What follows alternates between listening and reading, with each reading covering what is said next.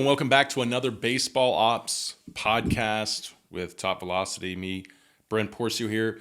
Excited to take on another great topic. And this topic is going to be on why is velocity so important? So the velocity factor, right? Obviously, we're TopVelocity, so it's debatable. A lot of people get into these heated debates that is it all about velocity? A lot of people want to say it's not. It's nothing about velocity, and so it's a challenging debate. But when you look at the science, it's pretty obvious it's all about velocity. And so I don't believe this is just some trend. And I think people are on that train that this is just a trend. This will never go away as long as the game continues to be marketed the way it is. Meaning, the way of showing off a pitcher a lot of times is how hard they can throw. That's more fun than how many strikes they throw. It just is something that is more exciting. Just like a hitter, they're going to show off probably their power, their home runs, as opposed to how well they bunt. It's more of a gladiator's game when you bring the power into it. So unless in the foreseeable future we can all say the power, the speed, the dynamics is going to come out of the game, then we could probably say velocity's on its way out. But I just don't see that happening. And at the end of the day, what is velocity? Velocity is a directional speed. So it's a speed measurement. So it's all that really is a big factor in the levels of the game. If you look at the lowest level of the game to the highest level game, the change of speed is what really changes the levels. And that's why velocity will never, I believe, I'll make the statement, I'll be bold, it'll never ever go away. It's gotten more important over the years because statistically we found that starting pitchers do not pitch as well later in the game as they do early in the game. So we created these short starting pitchers, or these pitchers that are 5 innings and then consider pulling them, which then created room for the relief pitcher. And now you have these 1 inning, 2 inning guys that come in and fill those middle innings. And then we had the closer. So, the closer in this game did not even become a measured statistic as far as the save until we started to shorten the amount of time the starter was in the game. Because way back in the day, the starters would throw the whole game, not today. And because of that, you shorten the amount of time, the amount of pitches being thrown. And when you do that to an athlete that was so heavily relying on endurance, you give them the opportunity, because they're having to endure less, to produce more effort, or to bring more effort into it and produce more of a result of power or speed or velocity, if that's a factor. And it is a factor. Why would even velocity be a factor to the hitter in the act of pitching in the game, right? The pitcher's job is to not just start the pitch or start the game. He's there to compete with the hitter and try to get him out. And when you increase your velocity, shortening the time the hitter has to make a decision. And if you look at a lot of studies, and I'm not going to go into those studies because I have a lot of studies on the end of velocity, but if you look at those studies, it shows that hitters aren't really reactive. Meaning, what separates hitters from levels of the game? It's not so much reaction time, but it's more what they call go, no-go decision making. Meaning, better hitters can predict pitches better. They can predict where it's going to be, how it's going to get there, and they're more consistent to identifying it and making contact. So when you shorten their time to make those decisions, that makes it more challenging for them to be good hitters. So velocity is speed. It shortens the time for the hitter to make a decision. That's why you're not going to get it out of the game unless for some reason they find more deceptive ways, which they have over the years. And that's where spin has come into this. They've found more deceptive ways to throw off the hitter's ability to make a decision. But we're going to talk about that. And I think that's what's exciting, because I think a lot of people dive into velocity as if it's all by itself. It's just sitting there lonely on a little island. And for right now, it's the king and everyone crowns it. No, velocity is just the product of the work being applied to the ball, and it's interlaced with a lot of other components we've most recently in the game of baseball have found to be very valuable to predicting the success of the ball, the pitch, or how the hitter, or what the pitcher's doing to that ball to be successful. So today we have not just velocity, we've got spin rate. When we know that, how fast the ball is spinning, that has an effect on the hitter's decision making. We have spin axis. We have, obviously, and that plays into movement. So all these new variables have come into the game, which better help us understand how deceptive that ball is going to be to the hitter's decision making. So let's look at velocity. I think I'm doing this episode so we can try to discredit velocity. I'm not really playing devil's advocate. I'm actually going to show you. I'm going to look at every aspect of it, but I'm going to show you why it's so important. And because it's so interlaced into the performance of the game, you can't just pull it out. So you can't just take velocity out and just work on command. You can't just take velocity out and then go work on health. If your really goal is to be a healthy, high velocity pitcher, it's all interwoven. So let's start with this one study. This is where I want to start. This one just recently came out. It's called Pitching Mechanics and the Relationship to Accuracy in Professional Baseball Pitchers. I think a lot of people ask where these studies are. You can go to my Instagram at TopVelocity. I post them there. I post them on Twitter. I post them on. I post them in the program, and I give everybody access to the abstracts that I add. If you want the full studies, if they're not public access, you might have to purchase them, not through me, but through the journals that host those studies. So a good place to get your studies and review these is Google Scholar. So search Google Scholar and then type these studies in, and you'll get their abstracts at least, and you might get the manuscripts if they're public or if you want to pay for them. Pitching Mechanics and the Relationship to Accuracy in Professional Pitchers. So this study, in conclusion, found that professional pitchers with increased accuracy experience decreased throwing arm kinetics. These pitchers had increased lead knee extension at later stages of the pitch, potentially proving more stable engagement with the ground and the transfer of kinetic energy to the upper extremities. Professional pitchers can consider increasing lead knee extension at the final stages of the pitch to improve the accuracy of the throws and mitigate elbow varus torque. Okay, so if you go more into this, it also goes into the extension, the stability of the front leg supported a more forward trunk. So that more forward trunk with a stable leg, pushing the trunk more forward, allowed them to command better over the plate. So those guys typically were better command. But also, too, let's go back to what it said originally. Those who had increased accuracy also experienced decreased throwing arm kinetics. Kinetics are the forces on the arm. So this study is saying that command is a product of pitchers that put less stress on their arm and have better front leg stability, driving a more forward trunk. The cool thing about this study is this is a command study. This is saying, hey, command is based on these parameters. I'm going to show you that health and velocity and spin are also predicated on those parameters. Let's dive into this study. There's many of them. So I'm going to kind of rapid fire these here. This is called Individual Factors Associated with Baseball Pitching Performance. A scoping review. It said that based on these studies presenting low and moderate risk of bias, we concluded that body weight aging kinematics such as forward trunk tilt, lateral or lead knee flexion, and lateral trunk tilt are associated with pitching performance. So forward trunk tilt, the ability to move the front forward, and which ultimately means a good stable front leg to allow that to move forward, is also considered a performance factor. It's a velocity factor as well. Here's another study that says it's called Variability in Baseball Pitching Biomechanics Among Various Levels of Competition. There was a significant overall difference in kinematics in the 6 of 11 kinematic parameters, and one of those was also trunk forward tilt. We look at one called Relationship Ball Velocity and Throwing Mechanics in College Baseball Pitchers, and one of the improvements in velocity was increased forward trunk tilt at release. Let's see if there's any more. These are incredibly common. You're going to see forward trunk tilt real common when it comes to improving velocity, and we have the study that shows it's significant to improving command. So think about that. The pitcher's ability to catch his forces on his front leg, stabilize them, and transfer the trunk over that leg in support is driving, in these studies, velocity and command. Huge. Really showing the interconnection of pitching performance through the biomechanics. And I want you to think this way. This is how I want you to think.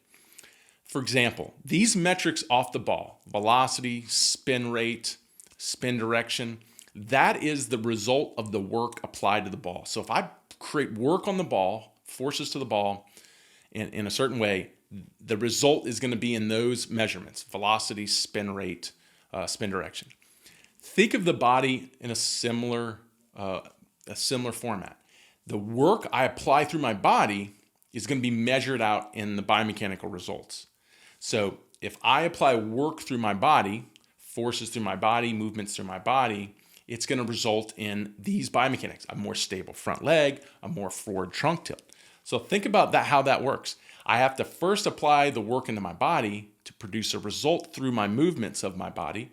Then that moves up to the work being applied to the ball to get the results through the ball. So it's hard to say in that kind of a system, and that kind of interconnected, and that kind of, I don't know the best word, but organic, kind of like all enlaced system, it's hard to pull out metrics and say, oh, this one's all by itself, not only influenced by a few things that influence nothing else. That's why you're going to find that all these performance metrics are connected. Yeah, you can over-exaggerate one than the other, and you're usually out of balance, and that usually causes problems. But if you want to be able to apply them all, velocity, health, command, it's how well you apply the work to the system to get the balanced result at the end is the key. And that's the point coming out of this episode today, is this connection of them all. So what is another real connector here when we look at command? Let's see if we can go down the line through command, through velocity, through health. Let's look at the work applied to the body that creates these biomechanical measurements that then will produce, through these studies, the results to the ball, producing command, velocity, and leaving that body healthy. Here's one of my favorite ones. We talk about it a lot: hip to shoulder separation. So what is hip to shoulder separation? That's the timing of when the hips rotate to when the shoulders rotate. And like, here's a study here. It says the role of pelvis and thoracic rotation velocity in baseball pitching. It says by themselves, maximum pelvis and thoracic, that's the upper trunk, rotation velocity were not associated with throwing velocity, meaning maximum rotation of those rotators, those pelvis and thoracic. Separation was positively and significantly associated with throwing velocity. Results indicated that the relative timing of the pelvis and thoracic peak rotation velocity in pitching fastballs in baseball is a determinant of throwing velocity in skilled pitchers. So what it's saying is, it's not just how fast you rotate the system, it's how well you time when those components peak, specifically in separation of each other. That's the sequencing of the movement. So it's saying, hey, there's a high correlation, not how fast you're rotating, but how well you're peaking rotation as you sequence the kinetic chain. And then here's another one: the association of baseball pitch delivery and kinematic sequence of stresses at the shoulder and elbow joints. It basically said, our study findings suggest that the specific kinematic sequence pattern employed during pitch delivery is more influential to the torques and on the shoulder and elbow than the pitch delivery approach. So now it's saying, what's kinematic sequence? And it shows it here in the graph. That's the timing of the sequence of rotation, of when the hips rotate, when the trunk rotates, when the arm rotates. And that timing of that sequence, they're saying the more optimal the timing, that has more effect on the stress on the arm. So there's two. Now we've got hip to shoulder separation linking to velocity, hip to shoulder separation linking to health, reduce stress in the arm. We can jump back into the first study we did on command, the one I just read to you in the very beginning, that says pitching mechanics and the relationship to accuracy in professional baseball pitchers, where it said increased accuracy and experience decreased throwing arm kinetics. So it's someone had less stress in the arm, was better at commanding. Makes sense. You know, that means they're a little bit more free to move. They're not fighting through movements where torques are higher. So once again, that can jump and cohesively connect to this system of understanding here. Improving kinematic sequence, improving hip to shoulder separation, improves velocity. It reduces stress, which is amazing. It does them both. At the same time, too, it's going to put less stress in the arm, where we're going to ultimately be able to command better. So that's the interconnection here. And we can go even farther and deep into it. For example, when it looks at command, or let's go into how the ball's spinning. So we got the one metric here, velocity, but what about spin? What is spin? We know studies show that spin and velocity have a strong correlation to each other, meaning like not over in general across the population of all pitchers, but individually, when someone increases their velocity, their spin typically goes up. So it has a strong correlation there. Why is that? Because the work being applied to the ball, more than likely the forces, when I push more force, it could also push more spin by creating that force. That makes sense. But what really creates spin is what we call the biomechanical. In this study, they look at it, biomechanical analysis of form pronation and its relationship to ball movement for the 2-seam and 4-seam fastballs. This study, when we're talking about pronation, it's how the forearm rotates, right? So all the joints are rotating in the body. The forearm rotates in what we call supination to pronation, and it does that as you go into release. That's how you actually spiral a football, and that's actually how you spin a baseball. And this study found here that a significant positive correlation was identified between forearm pronation acceleration of ball release and the magnitude of vertical ball movement regardless of pitch type.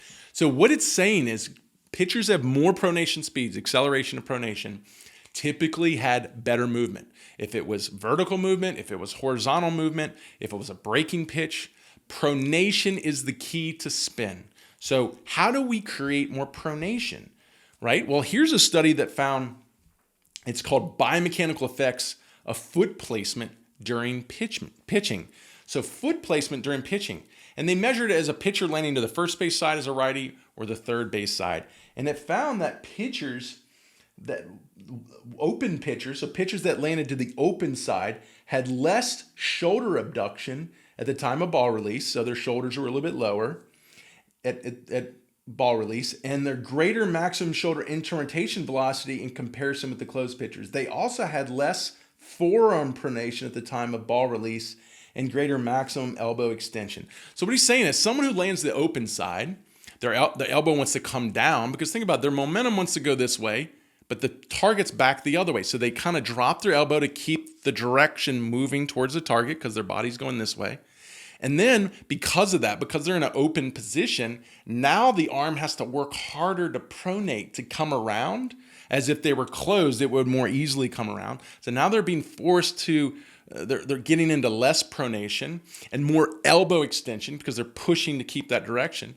So ultimately that less pronation, that delayed pronation is going to ultimately, that's going to kill pronation speeds. When you can't get as much of it, you're probably going to kill the speed through it, more than likely. So if a pitcher has really good spin, he's probably not flying open. He's probably landing closed. And what happens when someone flies open? They're typically not timing the pelvis and thoracic rotation well.